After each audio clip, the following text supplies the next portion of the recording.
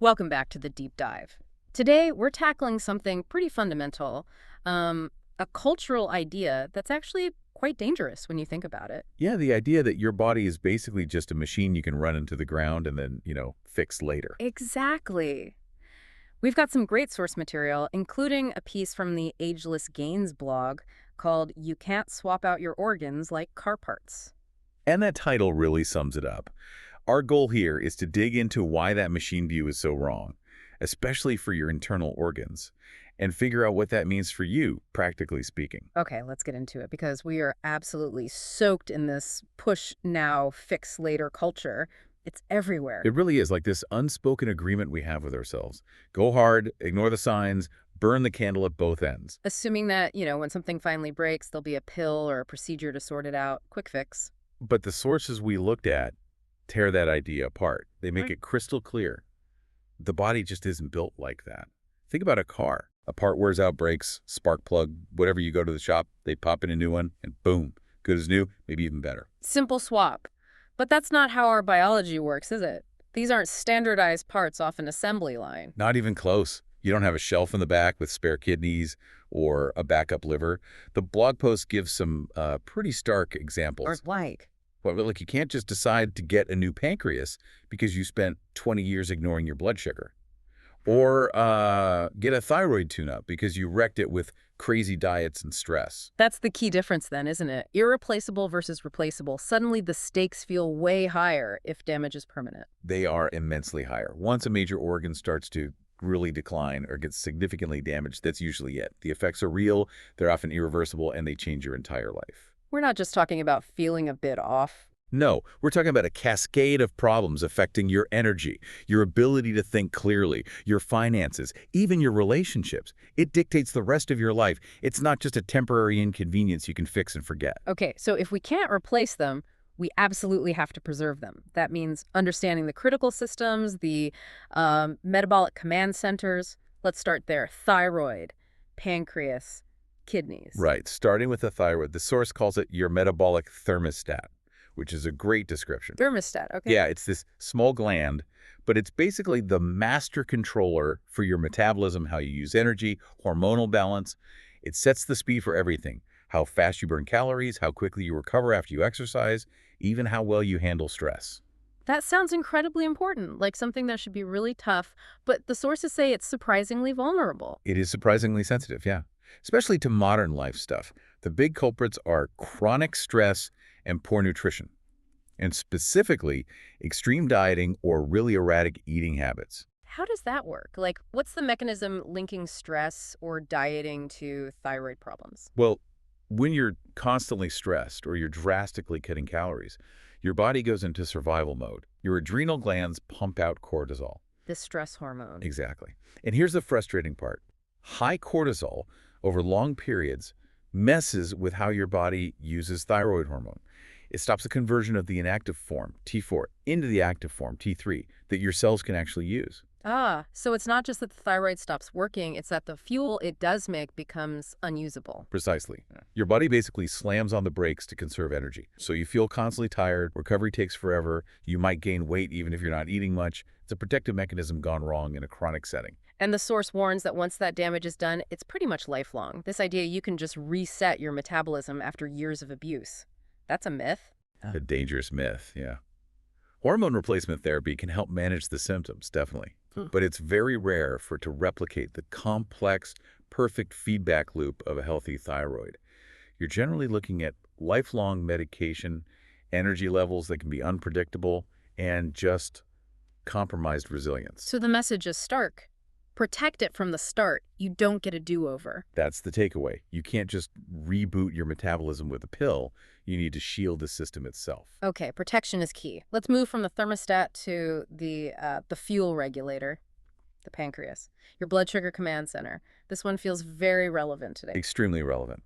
The pancreas handles energy availability. It makes insulin, which tells your cells, hey, grab that sugar from the blood, and it makes glucagon, which tells your liver, release some stored sugar, levels are low. It's trying to keep your blood sugar stable. But our modern diets, with all the processed carbs and sugar, that must put it under constant pressure. Constant siege is a good way to put it. The source points to years of just overwhelming the system. Foods that spike your glucose way up, eating at all hours, plus chronic inflammation, often linked to gut health issues. It all pushes towards insulin resistance. Can we break down insulin resistance a bit? What does that actually feel like or do functionally? Okay, imagine insulin is the key, and the cell door has a lock, the insulin receptor. With insulin resistance, that lock gets sticky. It doesn't respond well to the key. So the pancreas thinks, need more keys, and pumps out more insulin trying to force the door open. Okay. You end up with high levels of both insulin and sugar floating around in your blood, and that signals your body to store fat, especially that dangerous belly fat, and it leads to metabolic syndrome. And that failure of regulation explains why people get those energy crashes, right? And why body composition gets harder to manage. Absolutely. Your system is built for fine-tuning, not constant red alerts. When you lose that sensitivity, you get wild swings. High energy, then crash. And here's that irreplaceability point again. Unlike a car's fuel injector, you can just swap out. Right. You can't just get a new pancreas because yours is worn out. If it gets to the point of type 2 diabetes, you're looking at intense, lifelong management just to stop things from getting even worse system-wide. That's a sobering thought. Okay, so fuel's regulated, but then there's the waste. That brings us to the kidneys. The source calls them the unsung worker. We don't think about them much until there's a big problem. Totally unsung. They are workhorses operating 24/7 as your filtration and balance system, and they do way more than just filter waste products out of your blood. Like what? They manage your body's fluid levels. They keep electrolytes like sodium and potassium perfectly balanced, which is critical for nerve and muscle function, and they play a huge role in regulating blood pressure. They basically maintain the stable internal environment that all your other cells need to survive. So what puts them under stress? Besides obvious diseases, what are the everyday things we might be doing wrong? The source highlights a few key things we often overlook. Chronic dehydration is a big one. It makes the kidneys work much harder to filter concentrated waste. Just not drinking enough water. Simple as that, but profound effects over time. Also, excessive salt intake, a generally poor diet. But one thing the source really flags is the overuse of common medications, Which ones? especially over-the-counter pain relievers, NSAIDs, like ibuprofen or naproxen. People pop them like candy, thinking they're harmless. But taking them frequently puts a real, measurable strain on the kidney's filtering units and blood flow. Okay, so thyroid fails, you take hormones, pancreas struggles, you manage blood sugar, but kidney failure. That sounds like a whole different level of life disruption. It's catastrophic. End-stage renal disease means dialysis. And dialysis isn't just a minor inconvenience. It's hours hooked up to a machine several times a week. It's severe restrictions on how much fluid you can drink, which controls your whole day. It's a massive loss of freedom and independence. Wow. And the source's warning here is probably the most stark. You only get one set. Prevention, staying hydrated, eating reasonably well, being careful with meds is literally the only effective long-term strategy. Because once that function is gone, it's gone. That really drives home the importance of simple things like drinking water. Okay, we've covered those critical regulators. Let's shift gears to the heavy lifters, the organs involved in detoxification and circulation, starting with the liver, your metabolic filter. The liver is incredible. It's probably the most versatile organ, a true detox hub. It does something like over 500 different jobs. 500, seriously. Yeah, it processes nutrients from your food, builds proteins, makes blood clotting factors, helps regulate blood sugar with the pancreas, balances hormones, and crucially, detoxifies almost everything foreign you ingest or inhale. Historically, when you hear liver damage, you think alcohol, heavy drinking. But the source says the picture is much broader now. That's a huge point in the material. Yes, alcohol abuse hammers the liver, no question. But there's this massive wave now of non-alcoholic fatty liver disease, NAFLD. It's becoming incredibly common, even in people who barely drink or don't drink at all. So if it's not alcohol, what is causing all this fatty liver disease? It's primarily diet, specifically massive intakes of refined sugars, especially fructose and processed carbohydrates. The liver is the main place fructose gets processed, and when it's overloaded, it just turns the excess into fat. Which then builds up in the liver itself. Exactly. That fat accumulates in the liver cells, causes inflammation, and eventually scarring, which is cirrhosis. Combine that high-sugar, processed diet with a sedentary lifestyle, and you got the perfect storm for an AFLD. It often creeps up silently until the damage is severe. So even if you're not a drinker, you could be damaging your liver without realizing it, just through food choices, and that affects, well, everything. Pretty much. Poor liver function means poor detoxification, which equals more inflammation body-wide. It compromises your immune system, messes with hormone balance, impacting things like muscle growth and recovery, and liver transplants. They're rare, risky, and only for people at the absolute end stage. Yeah. You really, really want to avoid getting anywhere near that point. Right, protect the filter. Okay, working alongside the liver, we have the engine itself, the heart, your circulatory engine, the power source. The absolute power source. The heart drives everything physical. It pumps oxygen-rich blood everywhere, muscles, brain, other organs, and clears out metabolic waste. How efficiently it works dictates your stamina, how fast you recover, your ability to push yourself. We know diet's a factor, obviously, but what about the mechanical stresses? What lifestyle factors really wear down the heart? The sources point to three big ones that often fly under the radar of the push-hard mindset. One is poor diet, causing chronic inflammation, we know that. Two is simply lack of regular movement. And three, which is critical, is chronic stress. Stress again, it seems to impact everything. It really does. Chronic stress isn't just a feeling, it's a physical state. Constantly high cortisol and adrenaline make your heart beat faster and harder, and they constrict your blood vessels. Okay, so functionally, what does that constriction and high blood pressure do? How does arterial stiffness limit someone who's trying to be active or perform well? It's a direct limiter. Stiff arteries mean the pipes carrying the blood are less flexible.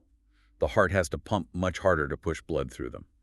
This reduces cardiac output, the amount of blood pumped per beat. Less blood flow means less oxygen to the muscles. Exactly. For anyone focused on performance, that translates directly to a lower VO2 max, meaning less aerobic capacity. It means you fatigue faster during workouts, recovery between efforts takes longer, and you just can't sustain high intensity. Your heart's efficiency becomes the bottleneck. You can't out-train a damaged pump. Precisely. And the car analogy fits perfectly here, too. Yeah. You can't just swap in a new heart battery when the old one's worn out. Damage the engine, and your performance, your range, is permanently reduced. So again, protection through movement, good food, and managing stress is paramount because that heart function underpins everything else, especially as we age. Absolutely. Its health is the foundation of long-term physical independence. Which leads us nicely to the system connecting the heart's output to the cells, the lungs.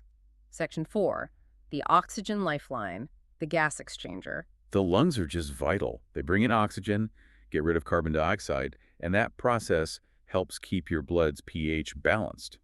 If lung function dips, oxygen levels in your blood drop, and that immediately hits your endurance, your recovery, even how clearly you can think. And when we talk vulnerability here, the source makes a really specific, maybe controversial point about smoke damage, distinguishing between tobacco and marijuana. Yeah, this is important, especially for people trying to optimize health.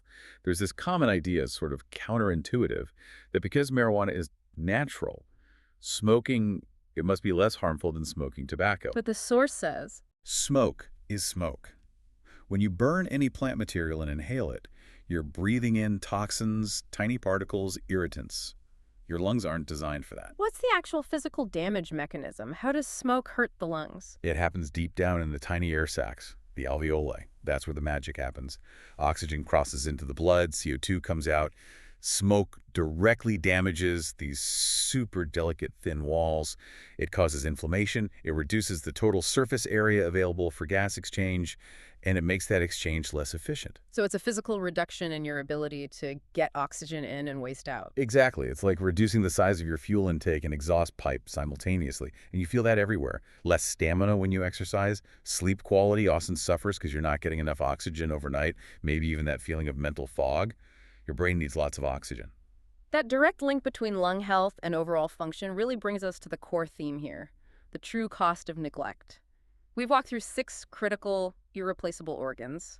What's the mindset the sources are really trying to challenge? It's that mindset of reckless delay. Believing you can push your body, ignore the little warning signs, the fatigue, the slow recovery, whatever it is, and just deal with the consequences later. There's this sort of blind faith that modern medicine will have a magic bullet waiting. But the reality check from the sources is pretty harsh. It is, because later is very often too late. We only get one heart, one liver, one set of kidneys. Medical treatments are amazing at managing failure, yes, but they very rarely restore an organ back to its original, full, healthy function. Like the heart example, meds manage heart failure. They slow it down, but they don't reverse the damage to the muscle itself. Exactly. The loss of function is the price you pay for the earlier neglect. It's a permanent deficit. So the cost isn't just medical bills. It's much bigger than that. Oh, absolutely. It's physical. It's Yeah. emotional.